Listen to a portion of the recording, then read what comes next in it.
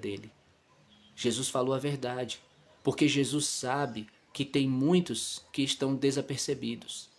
Então, que esse momento agora na sua vida, que essa mensagem hoje, ela sirva de um alerta para você, ela sirva de um despertamento para você, ela sirva de um reposicionamento na sua vida, de uma restauração do seu coração ao ensino do Senhor, ao que o ensino do Senhor está querendo que você viva, que você seja, que você faça, e você, com toda humildade, reconheça as falhas, reconheça os vacilos e se volte para o Senhor.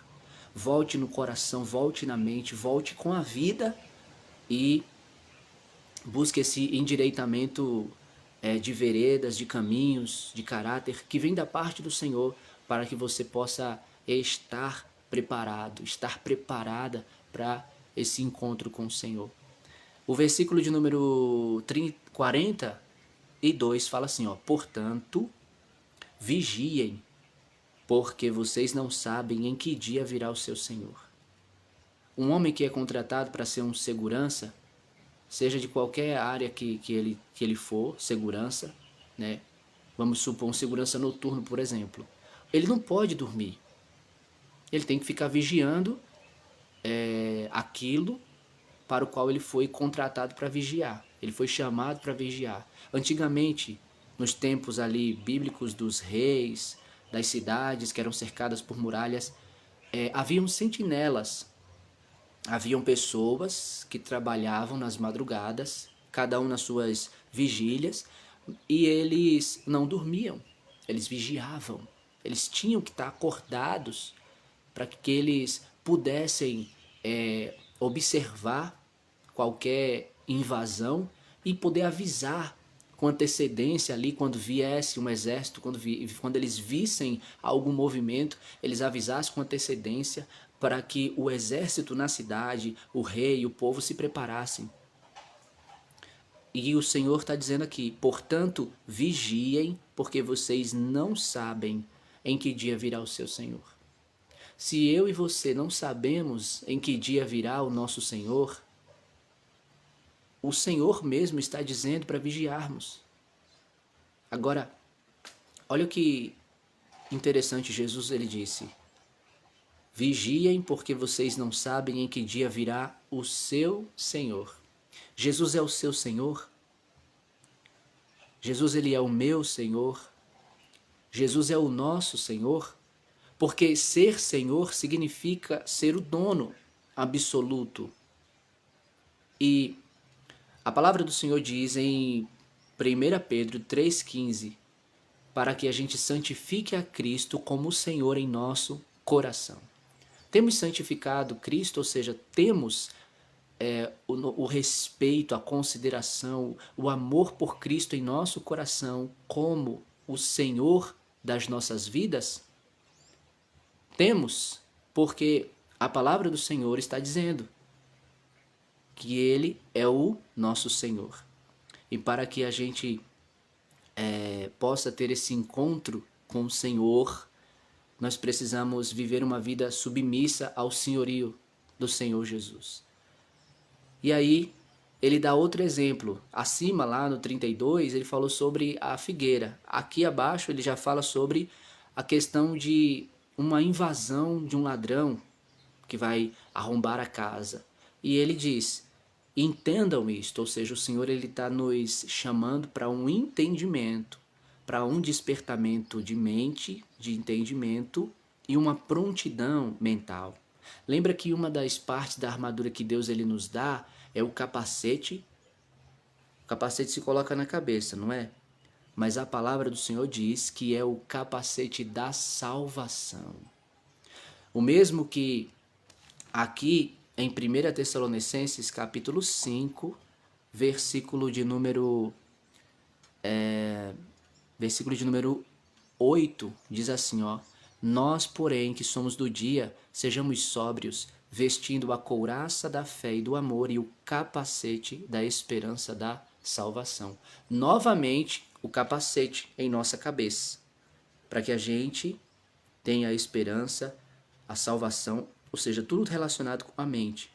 Não é à toa que 2 Coríntios 4,4 fala sobre a cegueira que o diabo causa na mente, como também em 2 Coríntios 3:11-3, né?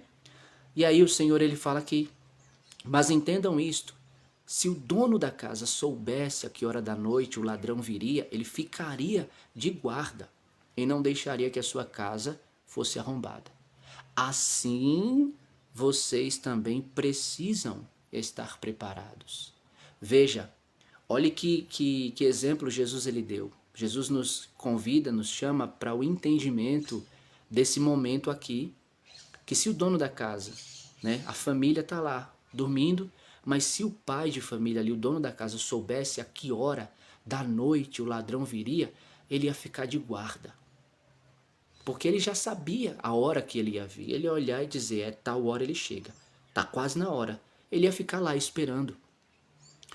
Para evitar que a casa não fosse arrombada. E aí o Senhor ele diz, assim vocês também precisam estar preparados, porque o Filho do Homem virá numa hora em que vocês menos esperam. Em uma hora em que nós menos esperamos, será a hora em que Jesus ele virá. E é preciso que eu e você estejamos preparados em todo o tempo. Porque se a palavra do Senhor ela diz que o Senhor ele virá em uma hora em que menos esperamos, é preciso que eu e você estejamos preparados. Porque seja qual for o momento, qual for a ocasião, a circunstância, e o Senhor ele venha, se estivermos preparados no Senhor, nós não vamos ser pegos de surpresa pelo Senhor. E esse preparo, ele é no Senhor. Quando o Senhor ele fala sobre o preparar, é o estar preparado para recebê-lo. É o estar preparado para esse momento. Que momento? O momento que a palavra do Senhor diz aqui no versículo 29, no versículo 30, no versículo 31. Imediatamente após a tribulação daqueles dias, o sol escurecerá e a lua não dará sua luz, as estrelas cairão do céu e os poderes celestes serão abalados. Então aparecerá no céu o sinal do Filho do Homem, e todas as nações da terra se lamentarão e verão o Filho do Homem vindo nas nuvens do céu com poder e grande glória.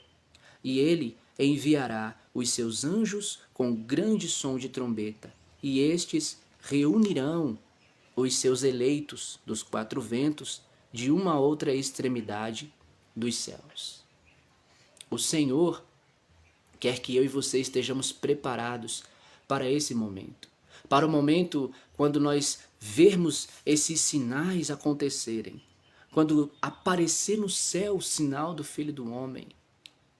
E então, os nossos olhos, como está lá em Apocalipse capítulo 1, versículo 7, que todo olho o verá. Quando os nossos olhos o virem, a gente não fique desesperado, a gente não fique atemorizado, mas a gente se regozije no Senhor, a gente se alegre no Senhor, vendo que a nossa salvação chegou, vendo que a nossa redenção completa chegou.